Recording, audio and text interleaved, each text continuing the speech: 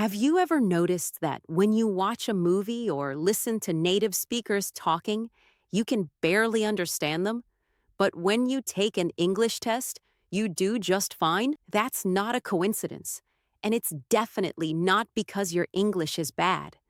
There's actually a huge gap between classroom English and real world English. And today, I'm going to show you exactly what that gap is and how to bridge it. Hello, everyone. My name is Marcy, and I'm so glad you're here. If you're new to this channel, welcome. This is where we talk about real English, not textbook English. And if you've been following along for a while, you know I always focus on practical skills that actually help you in everyday conversations. Today's lesson is going to change the way you think about speaking English. Before we dive in, I want you to know that this lesson is designed for you to just listen and absorb. You don't need to take notes right now. You don't need to pause. Just relax, listen, and let these ideas sink in. The goal today is to understand how real English works so that when you're out there having conversations, you'll feel more prepared and confident. So get comfortable and let's get started. Here's the truth that nobody tells you when you first start learning English. The English you learn from textbooks and the English you hear in real life are often very different. And this isn't because textbooks are bad or wrong. They teach you the foundation, the structure, the proper way to form sentences. That's important. But real conversations don't follow a script. People use shortcuts. They blend words together. They use expressions that don't make literal sense. And they speak with a rhythm that feels completely foreign if you're only used to formal English. Let me give you an example. In a textbook, you might learn to say, I am going to go to the store. That's perfect English. Grammatically correct, clear, easy to understand. But in real life, you'll hear someone say, I'm going to go to the store. Or even, I'm going to grab something from the store. Notice how different that sounds? The words contracted, the pronunciation changed, and the verb grab replaced get or buy. This is natural English, and it's everywhere. Once you understand these patterns, everything becomes easier. So today, I'm going to teach you how to recognize and use these natural patterns. We'll talk about contractions, common expressions, filler words, and the way native speakers actually structure their thoughts. By the end of this lesson, you'll have a completely new understanding of how English really works in everyday conversation. And the best part?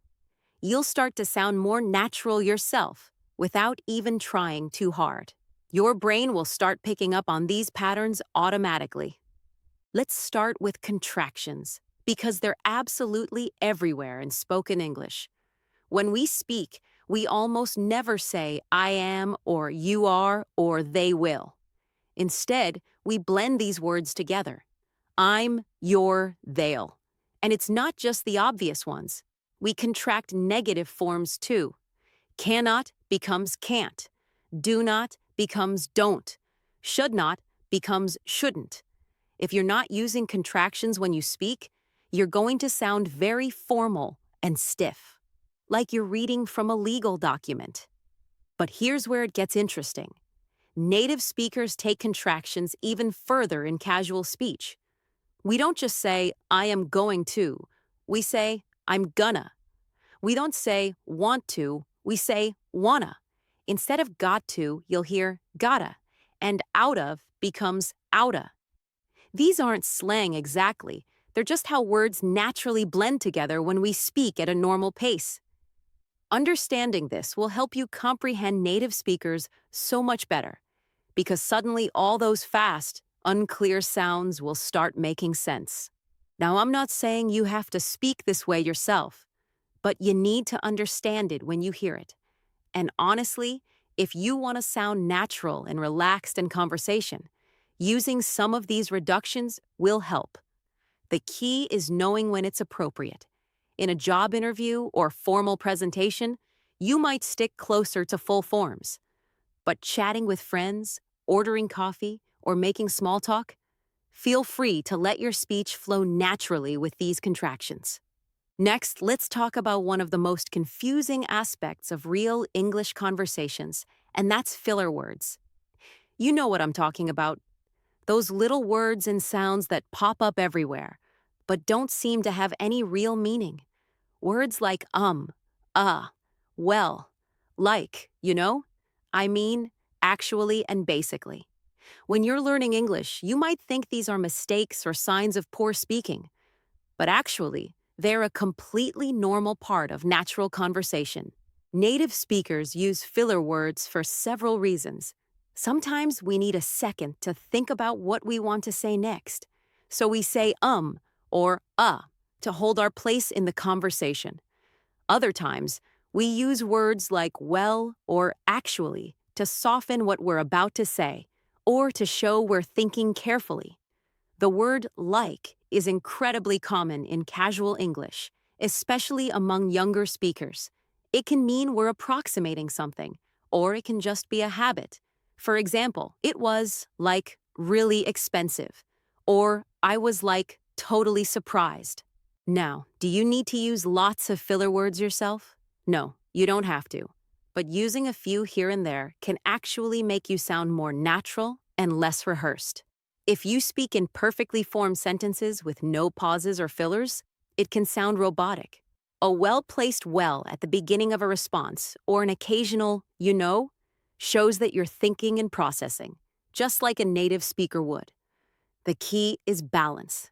Don't overdo it, but don't be afraid of it either. Let's move on to something really important for sounding natural, and that's understanding common expressions and idioms. English is full of phrases that don't make literal sense if you translate them word by word.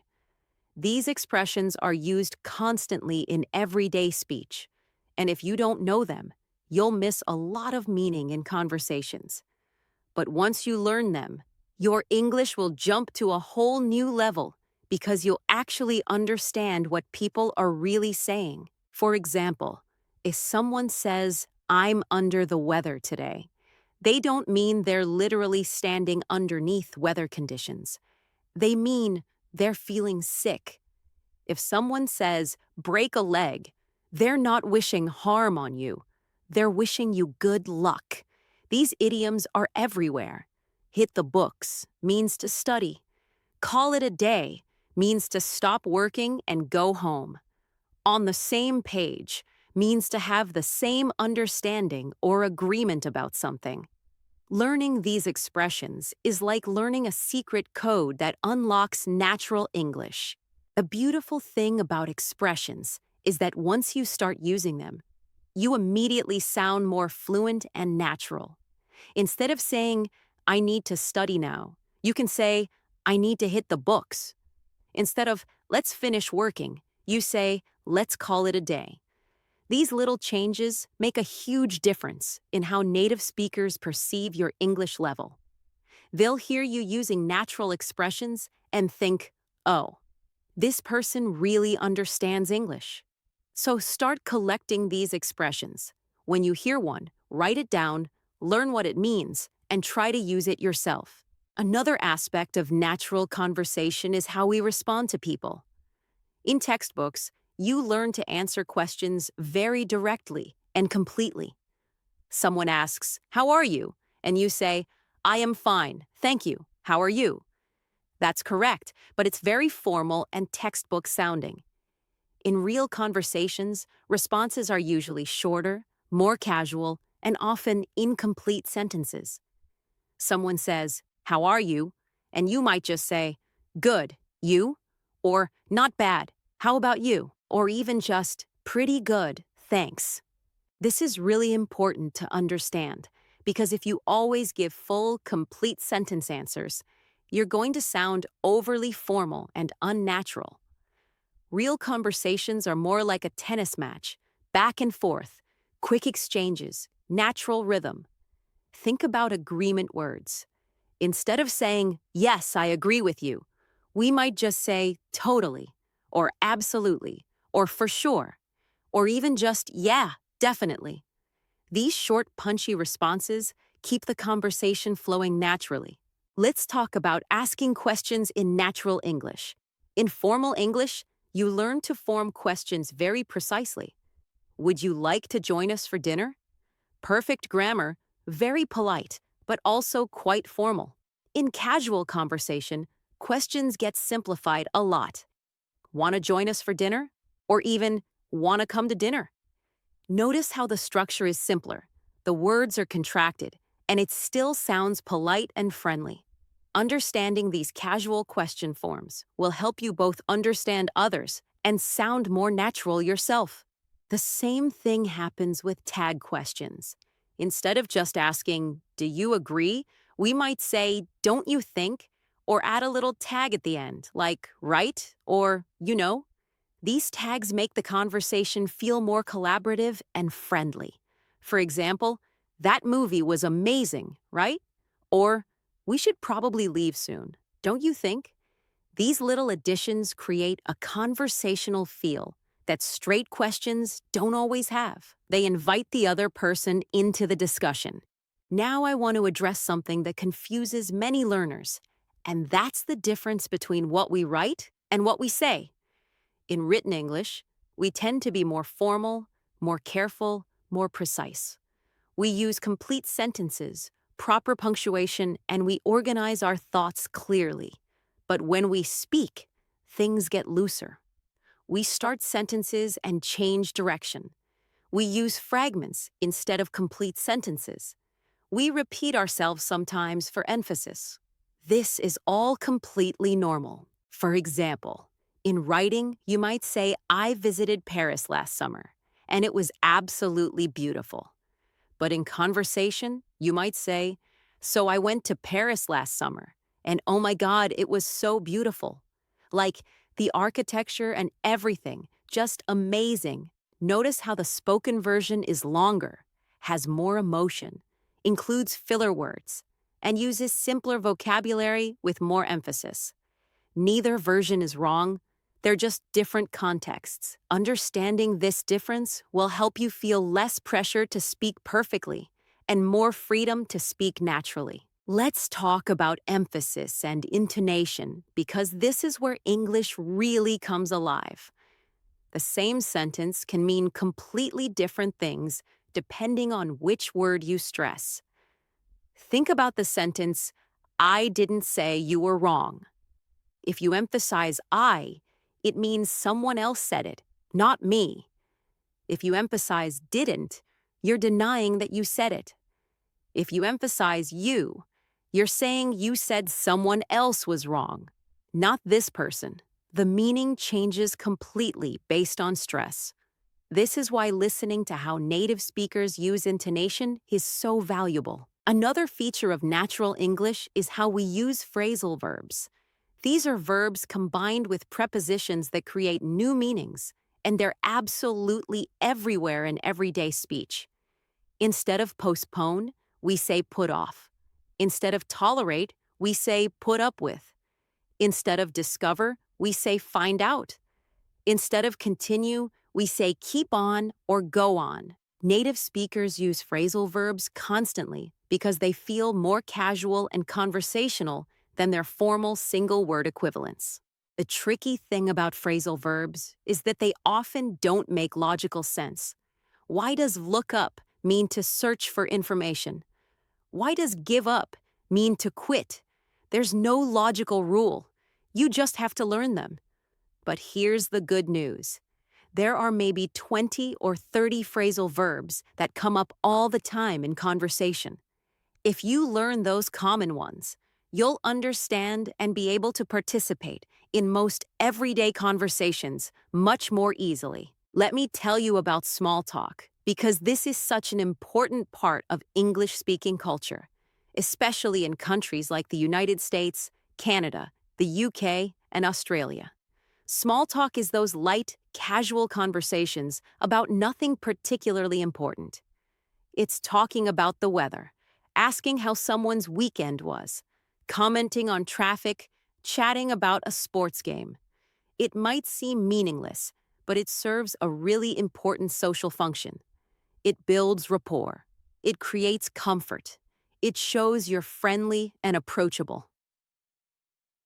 The key to good small talk is having some standard topics and phrases ready to go. Weather is always safe. Beautiful day today, isn't it? Or, can you believe this rain? Weekend plans are another easy topic. Any plans for the weekend? Or, how was your weekend? Even just simple observations work. This coffee shop is always so busy. Or, traffic was terrible this morning. These simple exchanges help build connections with people, and they're a normal part of everyday life in English-speaking environments. What makes small talk challenging for learners is that it's not really about the information being exchanged. It's about the social connection. You're not actually deeply interested in whether someone had a good weekend. You're showing friendliness and openness. Understanding this cultural context helps. The goal isn't to have a deep philosophical discussion. It's just to be pleasant and create a comfortable atmosphere. Once you understand this, small talk becomes much easier because you realize it doesn't have to be profound or interesting. It just has to be friendly. Now let's talk about giving opinions in a natural way. In formal English, we might say, "In my opinion, this movie is excellent." But in conversation, we have so many more casual ways to express our views. We might say, "I thought the movie was great," or, "If you ask me, it was really good," or even just, "Honestly, I loved it." Adding words like honestly, personally, or to be honest makes your opinion sound more genuine and conversational. It also softens your statement a bit, making it feel less like you're declaring an absolute truth. Similarly, when you disagree with someone, natural English has many polite, gentle ways to do it. You don't want to just say, "No, you're wrong." Instead, you might say, "I see what you mean, but I think," or "That's interesting, but have you considered," or "I don't know, I kind of feel like." These phrases show respect for the other person's view while still allowing you to express your own. This is really important in English-speaking cultures where direct disagreement can feel aggressive or rude in casual conversation. Let's discuss storytelling because this is a huge part of natural conversation. When native speakers tell stories or share experiences, they don't just state facts. They build it up. They add details. They use dramatic pauses. They might even exaggerate a little for effect. A story might start with, "So you'll never believe what happened to me yesterday." Or, "Oh my God, I have to tell you about this crazy thing." These opening phrases grab attention and signal that a story is coming. During the story, we use what's called the historical present, even though we're talking about the past. We'll say, "So I'm walking down the street, and this guy comes up to me and says," even though it happened yesterday, we tell it in present tense because it makes the story more immediate and exciting. This is completely normal in English storytelling, and it's something you'll hear all the time once you start paying attention to it. Another storytelling technique is using sound effects or direct quotes to make things more vivid. Instead of saying, "The door made a noise," we might say, "And then boom, the door just slammed shut." Instead of "She was surprised," we say, "And she was like, 'What? No way.'"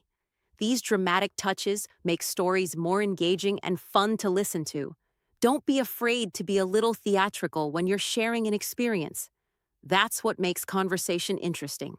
Let's talk about how to keep conversations going. One of the biggest challenges for English learners is that awkward moment when the conversation dies and nobody knows what to say next. Native speakers have lots of little tricks to keep things flowing. One simple technique is the follow-up question. When someone tells you something, don't just say, "Oh, okay." Ask a related question. If they say they went to a concert, ask, "Who did you see?" Or "How was it?" Or "Where was it?" This shows interest and keeps the conversation moving forward. Another technique is relating what they said to your own experience. If someone mentions they love hiking, you might say, "Oh, really? I actually just started getting into hiking last year." Or even if you don't hike, you could say, "I've always wanted to try that. Do you have any recommendations for beginners?" This creates a natural back and forth where you're building on each other's comments rather than just exchanging separate statements. Here's something important about listening in conversations. Native speakers don't just sit silently while the other person talks. We give little responses to show we're engaged. We say, yeah, right, I know, really, wow, and no way, while the other person is speaking. These are called back channel responses, and they're crucial for natural conversation. They show you're actively listening and interested. Without them, you might seem distant or uninterested, even if you're actually paying close attention. Now, let's address something that causes a lot of anxiety for learners, and that's dealing with misunderstandings. Here's the truth. Even native speakers don't understand each other perfectly all the time. Background noise, accents, mumbling, unclear explanations, it happens to everyone. The difference is that native speakers have comfortable, natural ways to ask for clarification. Instead of just saying, "I don't understand," which can sound a bit abrupt, we have softer options. You can say, "Sorry, what was that?" Or, "Could you say that again?" Or, "I didn't quite catch that." If you understood most of it, but missed one word, you can say, "Wait, you went where?" Or, "Sorry, on which day?"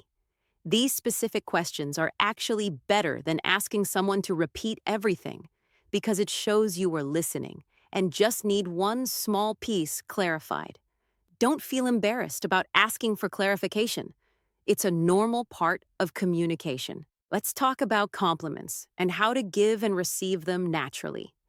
When you want to compliment someone, keep it simple and specific. Instead of just saying, "You are good," say, "I love your jacket," or "You did a great job on that presentation," or "This food is delicious." Specific compliments feel more genuine and less generic. And when you receive a compliment, the typical American response is just as simple, "Thank you," or "Thanks, I appreciate it." You don't need to deflect it or disagree with it. Just accept it graciously. Another social skill that's important in English is knowing how to politely refuse or decline something. You don't have to give a long explanation or feel guilty. If someone invites you somewhere and you can't go, you can say, "I'd love to, but I actually have plans that day." Or, "Thanks for thinking of me, but I'm not available." The phrase, "I'd love to, but," is perfect because it shows appreciation for the invitation while still saying no. You can keep it vague if you want privacy about your reasons. Let's discuss phone conversations because they present unique challenges. You can't see the other person, you can't use body language, and sometimes the connection isn't perfect. Native speakers have specific phrases for phone calls that help things run smoothly. When you answer, you might say, "Hello," or just, "Hi, this is Marcy." When you're calling someone, you can say, "Hi, is this John?" Or, "Hey, it's Marcy." To ask if it's a good time, say, "Is this a good time to talk?"